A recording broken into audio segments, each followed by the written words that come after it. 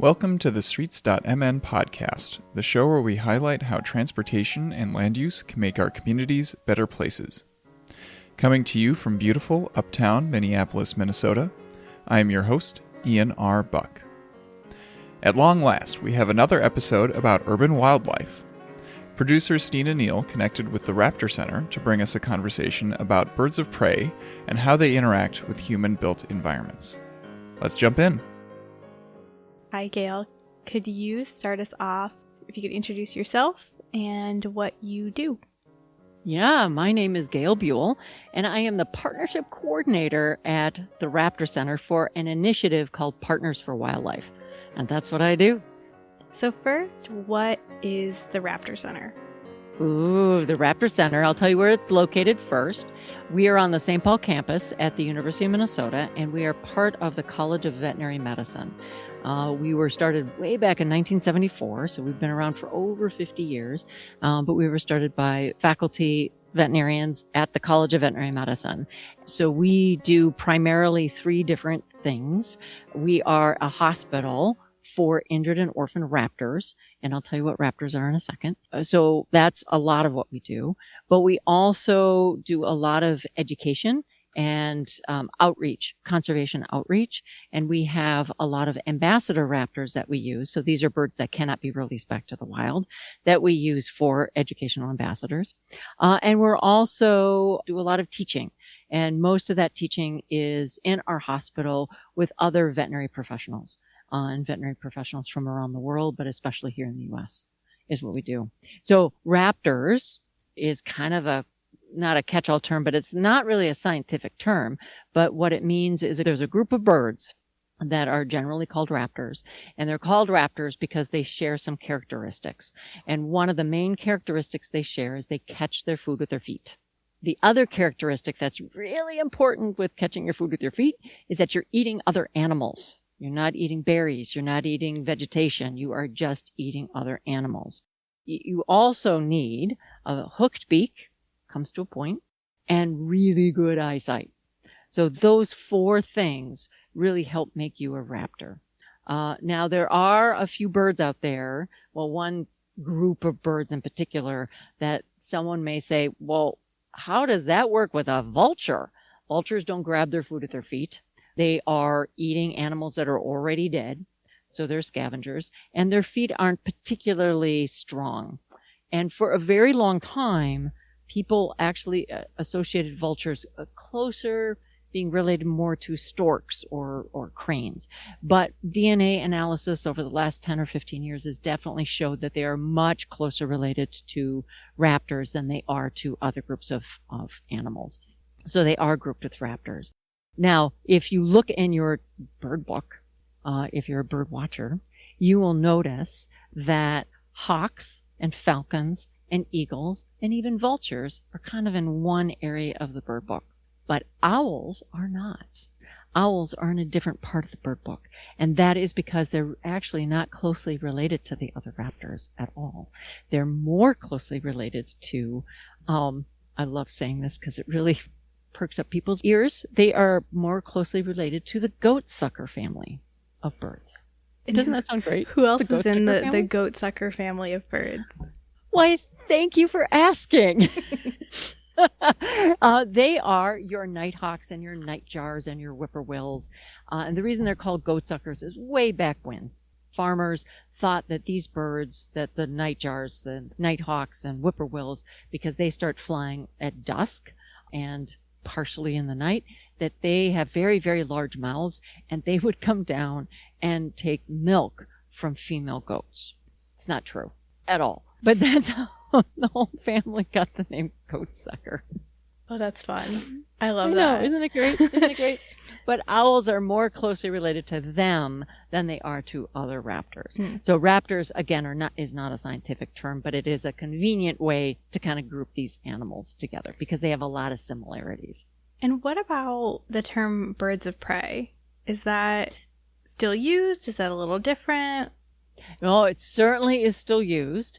And birds of prey are same thing. The eagles, the hawks, the owls, the falcons, and the vultures too. Generally, people are not including vultures when they say birds of prey. But a lot of the hawks and the eagles and the owls will scavenge animals that are already dead, as well as catching live prey. But birds of prey is just referring to those same group of birds. So how did you get involved with the Raptor Center? Were you a birder first? No. I loved all animals. I wanted to be a veterinarian. And when I started going to school at the university, I knew that I needed to get experience with veterinarians and kind of figuring out if this is something that I really wanted to do. Well, on campus, I really loved the St. Paul campus, and it was, of course, close to the College of Veterinary Medicine, too. So as soon as I could, I got all of my classes there. And one class in particular called the Biology Colloquium, I would totally, if anybody attends the University of Minnesota and is in the College of Biological Sciences, I am plugging the Colloquium. It's a once-a-week class, or it used to be a once-a-week class. And one of those weeks was in a big seminar, and someone would come and talk about some area in biology. The other week, we would have small groups, and we would go to different places to see biology in action. And one of the places we went to was the Raptor Center. And I found out you could actually volunteer, and you could work with veterinarians right there and work with wildlife. And I was very interested again in all animals, but particularly in wildlife. So I started volunteering, and that was way back in the 80s. So I volunteered for the Raptor Center for about 15 years, and I did everything I possibly could do. I didn't learn everything, of course, but I helped with food prep. I helped with handling birds. I helped exercise birds. I handled birds for the veterinarians so they could do their exams or whatever needed to be done. And then after those 15 years, I was starting to work. I was, out in the workforce, and I was doing work with birds. I worked for a lot of different organizations, including the bird show at the Minnesota Zoo. And I still did a lot of volunteer work. I met my husband during that time, and we ended up moving to northern Minnesota. So then I couldn't volunteer directly with the Raptor Center, but certainly I was still connected very closely with the Raptor Center. And I got my own wildlife rehabilitation permits at that time. And so in northern Minnesota, a lot of the animals that I got in as a wildlife rehabilitator were raptors. And so I would, with all of the training that I'd gotten through the Raptor Center, but also through wildlife rehabilitation conferences and continuing education, I could do, and working with my veterinarian, I could do triage on these animals, get them bandaged, stabilized, and then I could move them, transport them down to the Raptor Center. But the job that I had and all the professional jobs I had up until that point were in education and ambassador animals. So conservation education. And I learned how to be a naturalist when I worked for Wolf Ridge Environmental Learning Center in northern Minnesota, plus the bird show at the Minnesota Zoo. I worked for Carpenter Nature Center. So I worked for a lot of facilities in Minnesota. And in 2007, there was a new executive director at the Raptor Center, and they were in need of somebody in charge of their education program. And I applied, interviewed, and got the position. And so I have been at the Raptor Center since 2007 and have never looked back. It was the only reason we moved back down from northern Minnesota was the Raptor Center and my connections there. And then I was in charge of the Ambassador Animal Program from 2007 to 2018. 2018, then I made a move to this new initiative called Partners for Wildlife, which is about working with wildlife rehabilitators in a 7-state region. Not just raptor rehabilitators, but all wildlife rehabilitators. And I am an equal opportunity rehabilitator, so I take in all types of animals in my rehabilitation work that I do. So I've been doing that ever since. Nice. So I was looking on the website. We have so many raptors in Minnesota. I knew we had a lot of owls. And I don't know when I became a bird nerd. I think it was officially in 2020 is when I was like, I'm really into bird watching because it was a great time to be outdoors all the time by yourself. All the time. So Ian, I thought it'd be fun to challenge you with if you could you name a couple of raptors? Some raptors that we have here in the Twin Cities? Yes, specifically in urban environments. Well, I know that there are a couple of bald eagles that we've got the eagle cam on the river in St. Paul. Mm-hmm. Yep. Yep, the Minnesota DNR has an eagle cam. They also have a peregrine falcon cam, which are really good. They're both very, very good. Huge plug-in for Minnesota DNR. I didn't know there were two of them. I was watching the live stream.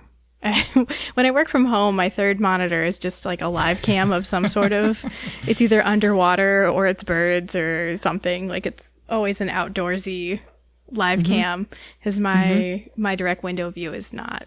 It's a construction site. Not great for wildlife.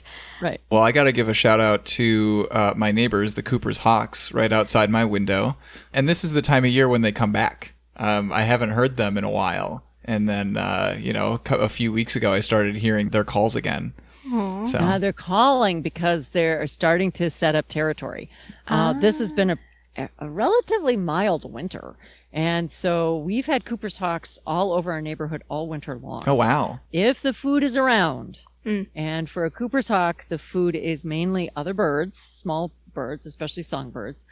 They also like chipmunks. So chipmunks, of course, during the wintertime are underground. They're, hibernating or at least sleeping most of the time. And now they're just starting to show up again above ground. But a lot of the birds small songbirds are coming back. So we're going to get a plethora of migrants. And the urban environment for Cooper's Hawks is perfect because they love open woodland. And if you think of a lot of, especially our older suburbs, we have a lot of open woodland. We have mature trees. Of course, it's grass and shrubs or plants underneath. And that's perfect for birds like Cooper's Hawks. And of course, a lot of us feed birds. And that is an attractant to Cooper's Hawks. Now, some people are like, oh no, I don't want a Cooper's Hawk eating quote unquote my birds. And if it is really a challenge for you, then my suggestion is pull the bird feeders in for a few weeks and then put them back out again. But songbirds have their own defenses for Cooper's Hawks. And I've seen this in action, actually just a couple days ago, because we had a Cooper's Hawk in our yard and we feed the birds. We've got all kinds of bird feeders, ground feeders, tree feeders, all kinds of feeders. And this Cooper's Hawk came in and there was a junco, a dark-eyed junco, right underneath the feeder.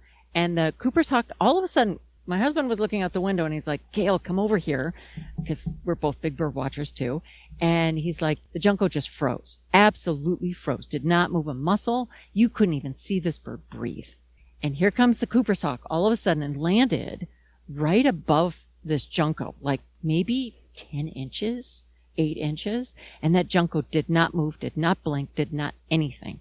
And that Cooper's Hawk was hunting. That bird was looking around and really looking around and intent and sat there for a good, 3 to 5 minutes and then flew off. Just was like, okay, can't find anything here, flew off. Took about another 30 seconds and the junco went back to whatever it was doing. Raptors generally are motion hunters, not always, but motion hunters. So they are looking for that movement. And so by freezing, that is one type of strategy that a songbird can employ. Another strategy is they've got lookouts. They're always listening to each other, even if it's different species of birds. And blue jays, for example, are a wonderful lookout because they're loud and they're always looking. And so they might do an alarm call. Everybody in the neighborhood, all the songbirds are like on alert and they either freeze or they fly. They said, we're out of here. Both of those strategies can work really, really well. Now, of course, sometimes they don't work, and then those are the birds that feed the Cooper's Hawk. Anyway, for folks that are really concerned about their songbirds, just know that they also have defenses that can keep them going for a long time. Who are our best mice eaters in the cities? Ooh, mice eaters. There's a lot of raptors that will eat mice, including larger raptors like red-tailed hawks. But generally, our good mousers are going to be things like barred owls, screech owls, saw-whet owls, and birds like broadwing hawks, some of the smaller raptors that we have around. And most raptors are opportunistic, which means that, do I think I can catch it? Oh, if I think I can, I may try, whether it's something close on the menu or not. Generally speaking, however, the raptor will have what's called a search image in their head. They were taught by their parents that that rabbit is something you go after and you eat. And so then those young red-tailed hawks, for example, will more than likely focus on rabbits or something similar. But that doesn't mean when they're young and they're on their own that they're not going to try lots of different things, because they have to in order to survive. A lot of our smaller raptors are definitely mouse eaters. I think that's something a lot of suburban or like the semi-rural, semi-suburban people are like, oh man, I moved out here into the suburbs and I've never had mice before, and now I have mice in my house. I'm like, yeah, you need a raptor. You need a raptor to help you out. Raptor. The other thing to think about if you get mice in your house, for example, is we would, at the Raptor Center and a lot of other wildlife rehabilitators, would highly suggest that you, if you're interested in getting rid of the mice, definitely find out where they're getting in and plug those holes. That helps with your energy bills as well as keeping things not chewed, because mice have to chew. But if you feel that you need to get rid of the mice, which I feel that pain too, because I have an older house, is use snap traps. Don't use glue traps. And if I can really highly suggest, strongly suggest, do not use poison. Mm-hmm. The reason I say that is that if you like the raptors in your neighborhood, don't use poison, because the poison that you put in your house, in your basement, for example, and the mouse takes a little bit of it, they probably are not going to die immediately, and they start not feeling very good, but they don't stay in your house. They will go out in the neighborhood, maybe go next door, maybe just be in your garden a little bit. And that raptor, let's say it's a red-tailed hawk, is looking down from a tree or something and says, huh, you look pretty easy to catch. I might try to catch you. And then if they catch that mouse, they get a tiny little dose of poison. That little dose of poison is probably not going to injure that red-tailed hawk right away, but you have enough of those little poison pill mice, and now you start not feeling very well yourself. And that might mean you don't feel very good. You might get hit by a car. You might not feel very good. You start starving because you're not eating because you don't feel very well. And the Raptor Center does get a number of these birds in. We know that it is some type of toxicity. It can be very difficult to pinpoint and test for exactly what kind of toxicity, because you have to be very, very specific on what kind of test you're asking for. But we treat it like a toxicity, and some of those birds we can recover and some of those birds we can't. And it's definitely a challenge in the urban environment, using poisons to take care of mice or rats or whatever. Sometimes people are putting it out in their yard, not just in their house. But definitely if it's in your house, use snap traps. Mm-hmm.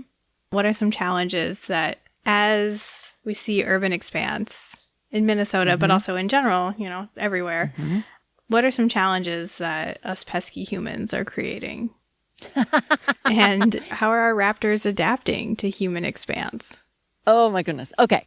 So we tend to put obstacles in front of wildlife without thinking, right?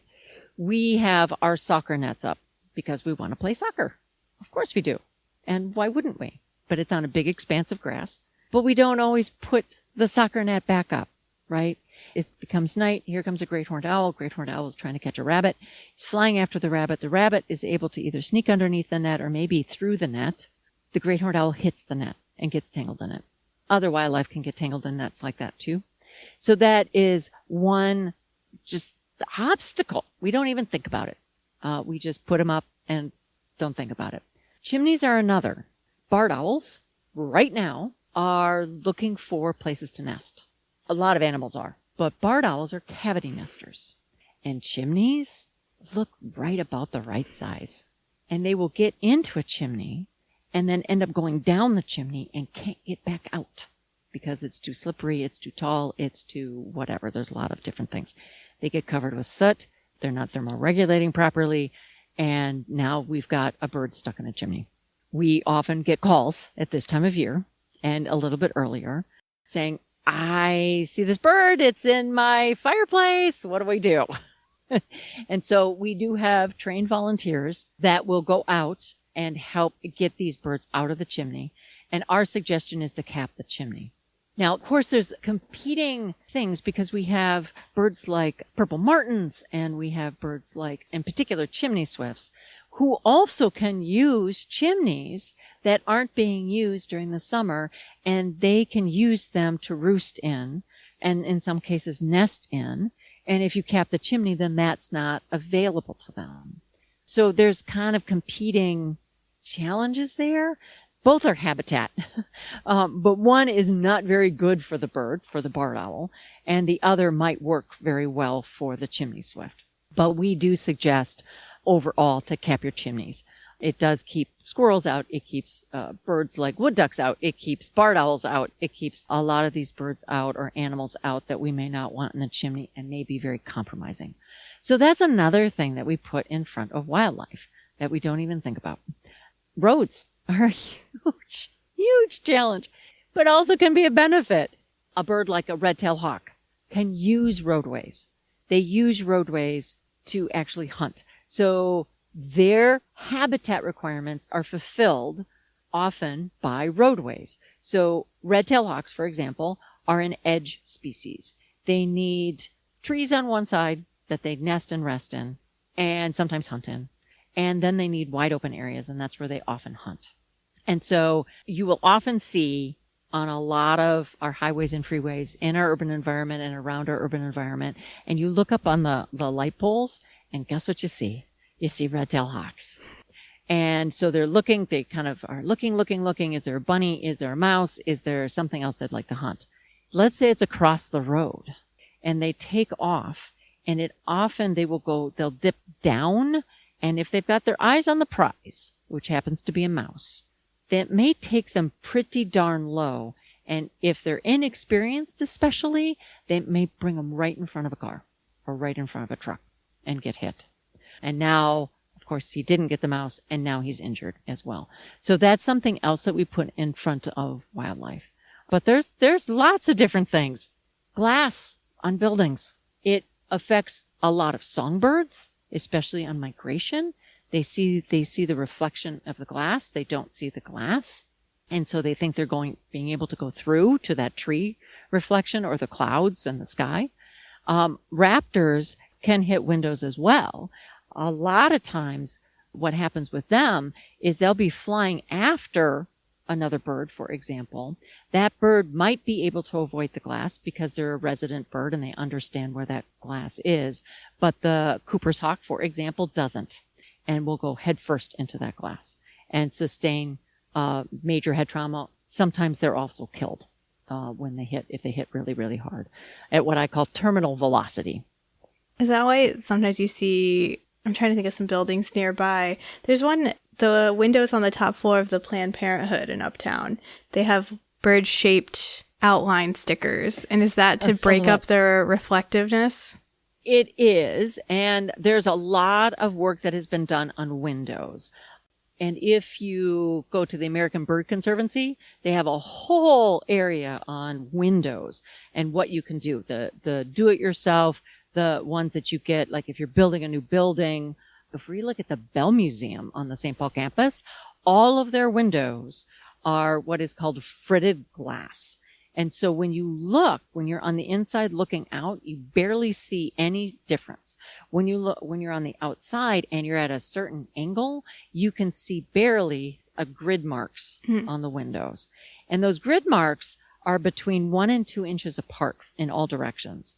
And that's the key, is you have to have the interrupting of the glass close enough that the bird doesn't think it can pass through.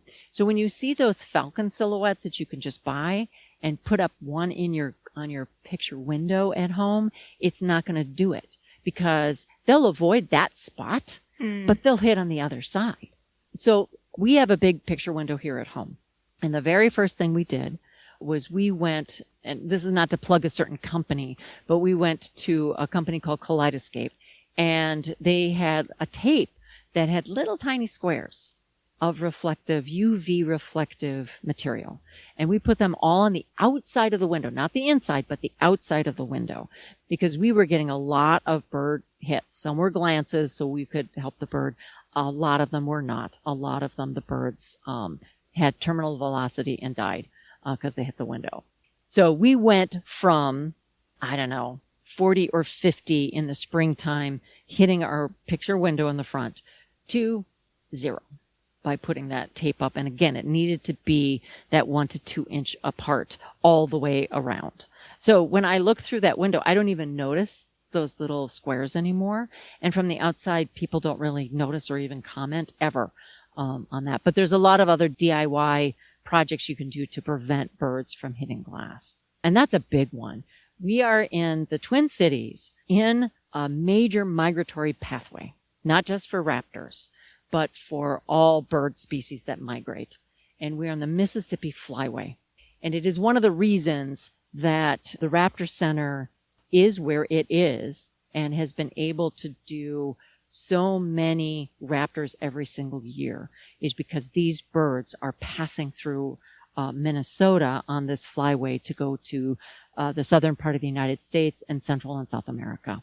And then they come back on the Mississippi Flyway in the spring. And so the Raptor Center last year had the highest number of admits we have ever had. We've had over 1,200 injured and orphan raptors come through our doors last year. Every year we've been generally seeing a 10% to maybe 15% increase. But part of that is, of course, our urban landscape is expanding. Part of it is because we have a lot of concerned citizens. I think environmental education and education from places like the Raptor Center has people more appreciating what raptors actually do for us and that they have inherent value to the ecosystems more than they're just a competitor because they're predators and we're predators too. So I think it is shifted. Our perceptions of these animals have shifted, which I think is a wonderful thing. And if you have not been to Sax-Zim Bog, and I'm going to suggest that to all the listeners too, it is well worth going. There is a visitor center there now, and Sax-Zim Bog is a bog, but it's not like you think of like one big park or wildlife management area. These are roads that people travel on all the time for home, for work, that kind of thing. But there is a lot of bog on each sides of the roads. So you need to be polite and you need to be very mindful that people are using these roads to get to and from places. So you need to pull off and be polite and that kind of thing. But you can see northern hawk owls and great gray owls. And during an eruption year, you can see things like snowy owls on some of the open areas. Or if you go to some of the airports, like the Duluth airport, there's places to watch for snowy owls. And at MSP, there's also, Minneapolis-St. Paul Airport, there's also places that you can go just to watch snowy owls. Boreal owls are up there. There's a lot of different species of owls, a lot of other species of northern birds too, whether it's boreal chickadees or different pine grosbeaks or things like that. It's a fantastic place. But Minnesota in general is that we have, because of a huge boom in insect populations during the spring and the summer, especially in northern Minnesota, in the North Woods.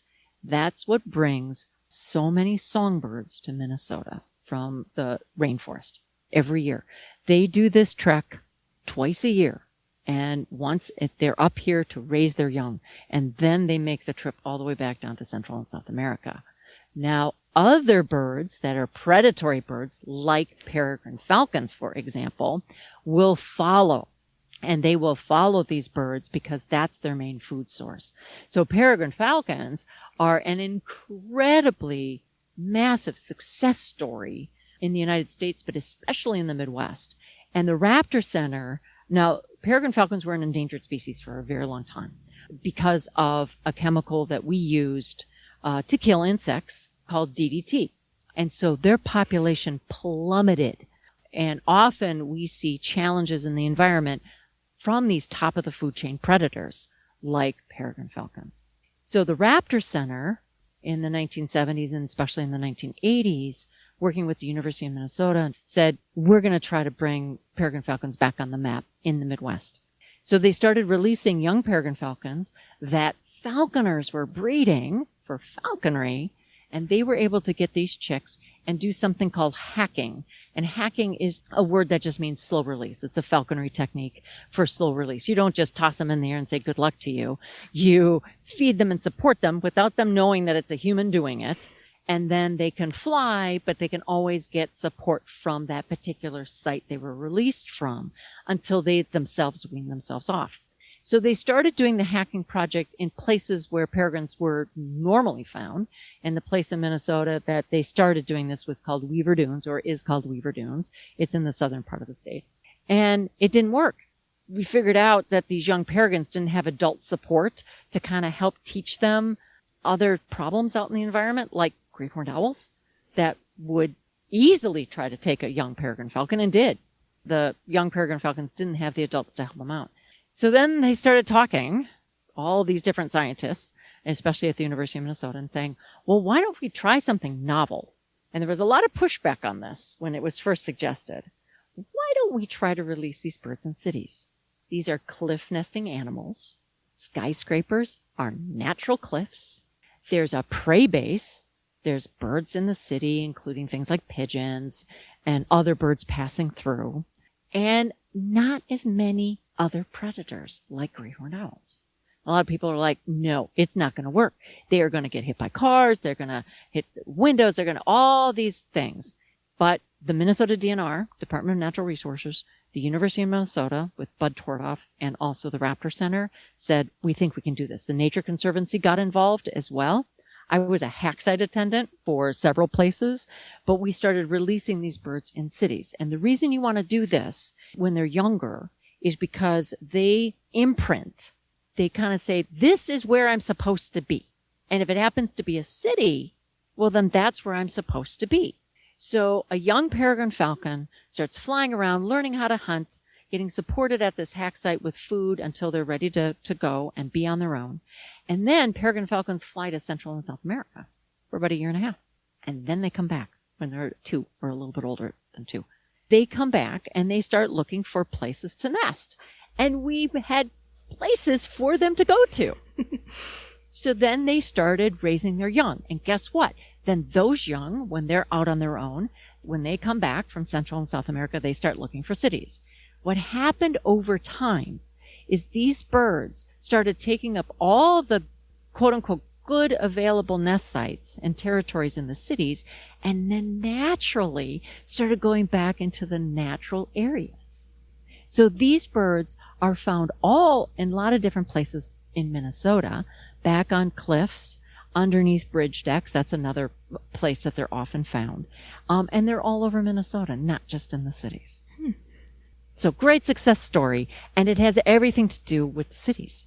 Oh, I love that. That's Isn't that a great story? Yes. If you go to Midwest Peregrine Society, if you just type that into your browser, it has the whole history and ongoing progress with the birds, because every year many of those young peregrines at a certain age before they can fly, people go up and put bands on their legs. So these are people who have permits from the USGS, so the Geological Survey, that can put bands on the federal band on one leg, and on the other leg is what's called a project band. Those are easy to see with binoculars or with a spotting scope.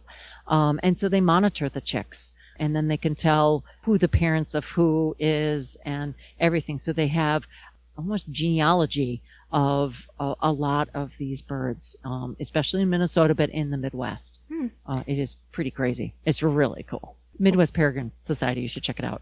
When I lived in the Florida Keys prior to moving here, I was so excited that there are peregrine falcons in the Keys. And then learning more about them, I was like, oh, they are the ones they're from the north. They're on their way south. They hang out in Miami for a little bit, and then they keep going south, and they end up in South America, Mexico, Cuba. Right. And then, yeah, it was like a certain couple weeks during the year, you would only see them while they're on their way. And then in the opposite season on their way back up. And it was like, oh, I don't know, I felt like a freeway stop. It is. It's exactly what it is. It's an invisible freeway, right? It's an invisible freeway. The other thing that I like to think about, especially with peregrines, but osprey too, and other raptors that migrate, they are birds of two worlds, right? they're here, and we think of them as being here and being a Minnesota bird, right? That they're here. But actually, when they're in Central and South America, depending on the species of raptor, they're in the rainforest. It's a completely different world. And they have some different strategies for surviving down there than they do up here. And so, thinking about them that way is a great way to think about, you act locally, but you think globally, because helping to keep habitat as much as we can in both places is really important. So I'm a bird watcher, and I'm sure a lot of listeners are also bird watchers. Shout out to Nari. We're going to plan some bird watching trips soon. So when we're thinking about bird watching, especially raptors and especially during the nesting season, what are some ethical bird watching tips that you might have for listeners? One of the first things that I would suggest, especially to folks like you who are birding curious and are interested in learning how to do more birding or where to find birds and things like that, is that Minneapolis and St. Paul have bird alliances, and they're birding groups is basically what they are. And they have monthly meetings, but they also have outings for new birders. They will say, hey, we're going to meet at this and this park on this date, and we're going to take you around and teach you how to bird and what you're looking for. It doesn't necessarily have to be songbirds. It often can be raptors, things like that. And they will also teach you the ethics of bird watching and bird photography. A lot of people love, and I'm one of them, a lot of photography around birds. So one of the biggest ethics we talk about at the Raptor Center is especially around owl photography, but this can translate into other raptors too, especially during the nesting season, but even if it's not during the nesting season, is we don't want to get so close that we're disturbing them, that we're actually making them fly away or not be able to hunt or those kinds of activities. Especially in the wintertime, sometimes when snowy owls come down and you see them, let's say it's on a snowbank, and it seems, I can get really, really close and take a picture, and they don't react. They're not moving. They're not anything. But they actually might be. And they might be saying, look, I got to sit really still because I've got this big predator that has a big eye, camera lens, big eye staring at me. And I'm depending on my camouflage. So I need to just sit still. So maybe you are causing them not to hunt when they need to hunt, especially in the wintertime. The other thing that people sometimes do, especially with birds like snowy owls, I'm not interested in giving anybody an idea to do this because I do not think it's ethical, is taking mice that you might buy from a pet store and throwing it out to something like a snowy owl. And sometimes they will go catch those mice and eat them. And you're thinking, well, this is great. I got great photographs and I helped feed a snowy owl. Well, what if that snowy owl starts associating, which they can learn, associating food with people? Now, maybe they start approaching people even closer. And if I come along and I want to do photography, and now this bird is moving closer, if I didn't know owl behavior, which I do, I might think, well, this is great.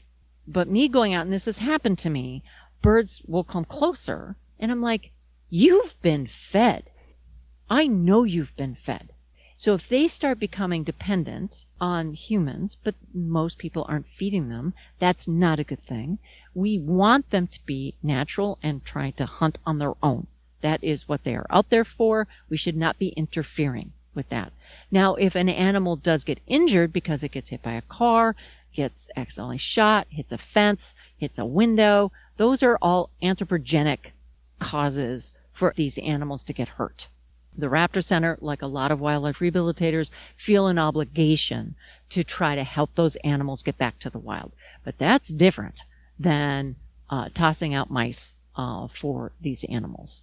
And if the mouse doesn't get caught, that's another ethical thing too. Now, what are we doing? We're tossing out something that shouldn't be out in the wild. What does that do? Are we introducing a disease accidentally? What are we doing? We don't always know. And in fact, most of the time, we're tinkering and we don't even know what the end result might be. So as far as ethics, as far as photography, distance is the thing. Now, I know almost everybody's got a cell phone And those cell phones have cameras. And I, for one, love the cameras on my cell phone, and I love video on my cell phone. It's helped me identify animals. It has helped me take some pictures. But I also know that it has a limit. And it means that you don't have a right, and I'm going to say that, you don't have a right to walk up to an animal just because you would like to get closer with your cell phone camera. If you are truly interested in wildlife photography, any kind of wildlife photography, you need to make the investment in the cameras and the lenses. And they're not cheap, but you can get them cheaper than just retail. That's what I do. I get a lot of used equipment, and I've made the investment to do that. By doing that, I can keep the animals safer, and I can also get some pretty darn good photography. The other thing, there's now Wise cameras and Ring cameras and all these other cameras that you can have out there. You don't even have to be out there, and you can see some pretty incredible things that you couldn't otherwise see. And that's where those Nest cams come in. When Nest cameras first came out, and the Cornell Lab of Ornithology has a lot of different kinds of Nest cams. That's one that you could just dive deep into and never get any work done, just like the DNR cams on the eagles and the peregrines. When they first came out, what was really interesting is that people, just like you and me, got really invested in watching and really invested in, is that chick going to survive? And we named the chicks, and now we have a stake in it and everything. But what it did do is really gave biologists, but just the general public, a view into a nest that we never would have gotten otherwise. And that is so interesting, because a lot of people have found out that not every chick makes it. It can be very sad in a nest. And other animals might come in and predate the chicks, or there's accidents that happen, or the weather happens, or lots of other things happen.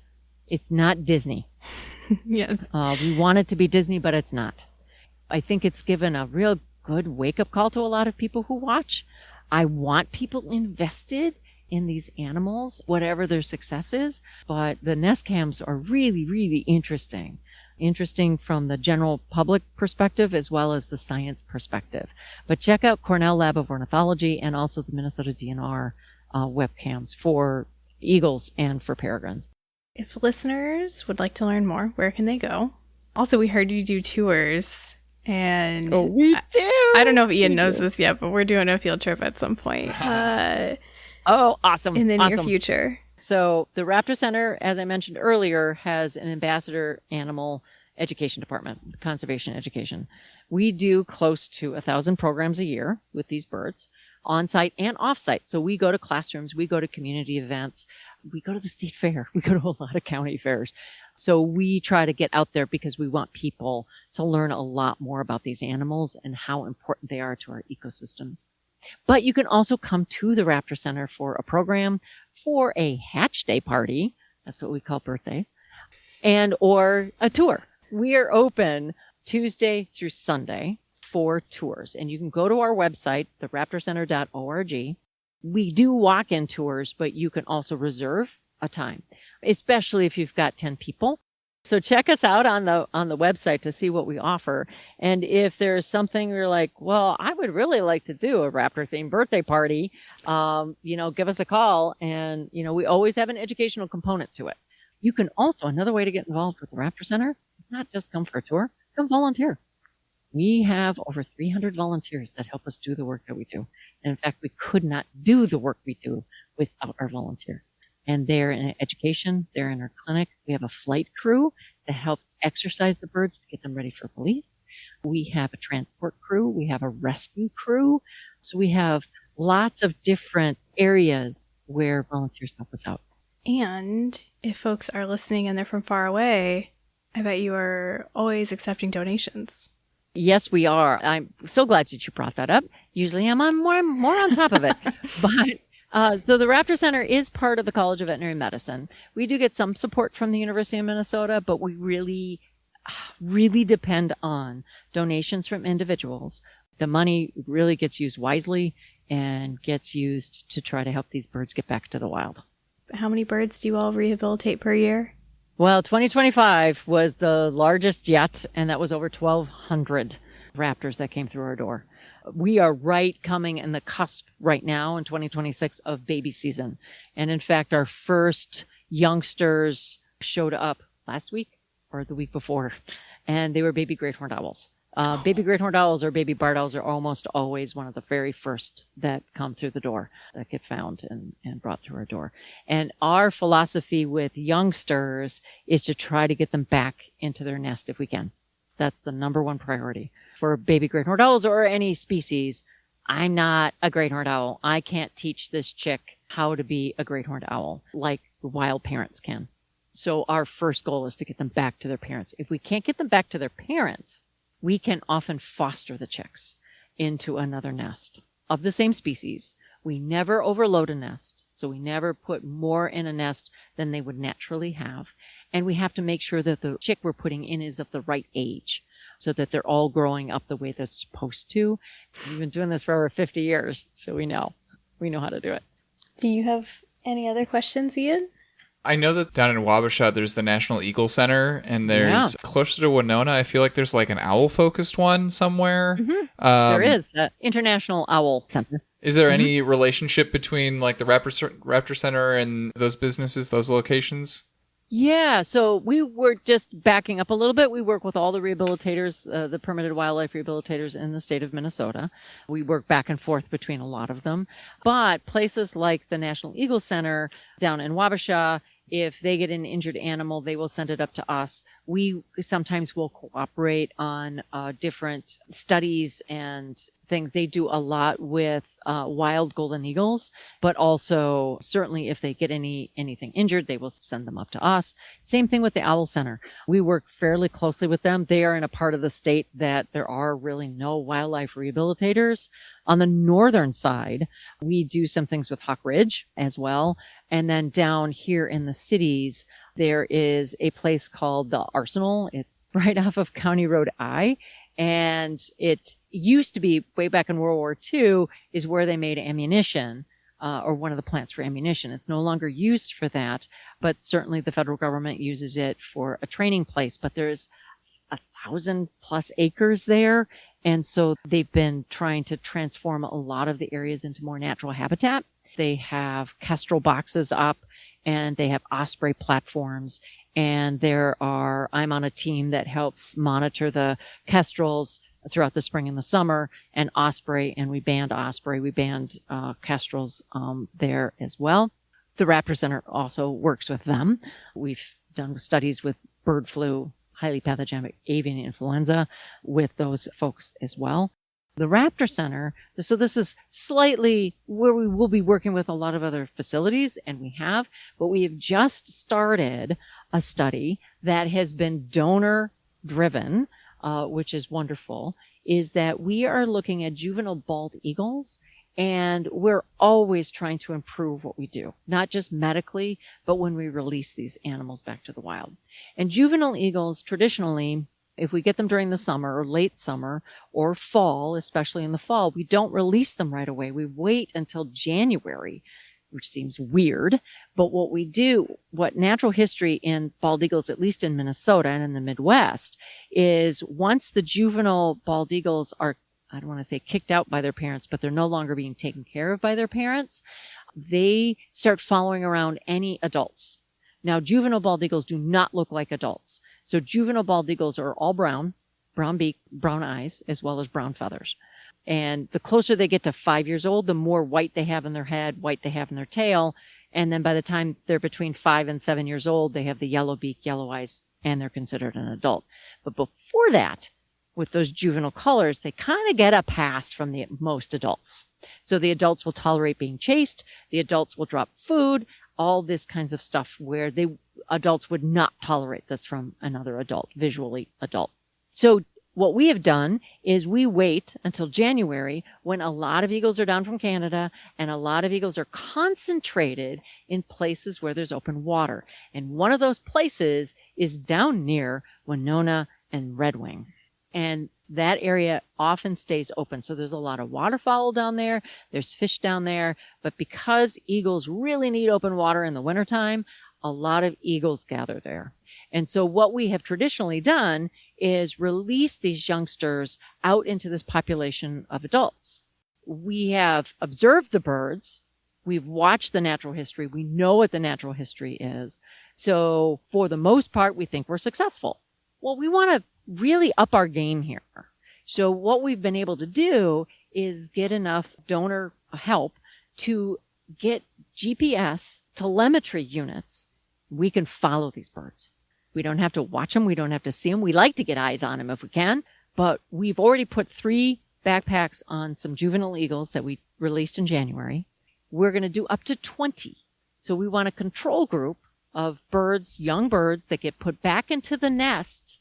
And then we're going to put half on birds that end up coming into care like in late summer and fall. And when we release them in January, like we have in the past, and see what happens and see if we've got better outcomes one way or the other.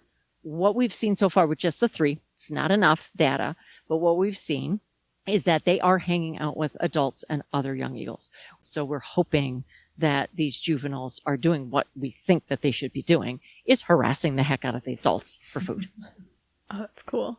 I might have an impossible question for you. What's your favorite Minnesota raptor, either to work with directly or just to see out in the wild? Oh my goodness. It is sort of an impossible question. Generally, it's the bird I'm working with currently. I do have a favorite raptor, and it is a red-tailed hawk. If I came back as a raptor, it would be a red-tail. Just every single time. I love how there's like 17 different subspecies.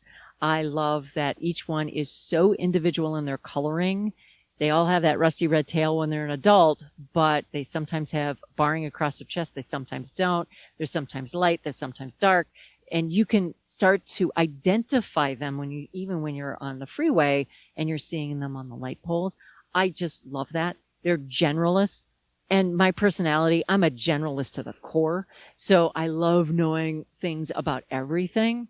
And they will eat almost anything. But yeah, red-tailed hawks are, my heart bird. That's for sure. The red tail that was recorded that you hear in all the movies. Is it one bird? Every single freaking movie is one bird. And it was recorded in like 1977. And I found the article and they were talking about audio and they were talking about how hard it is to get clean nature audio. And they specifically called out this red-tailed hawk.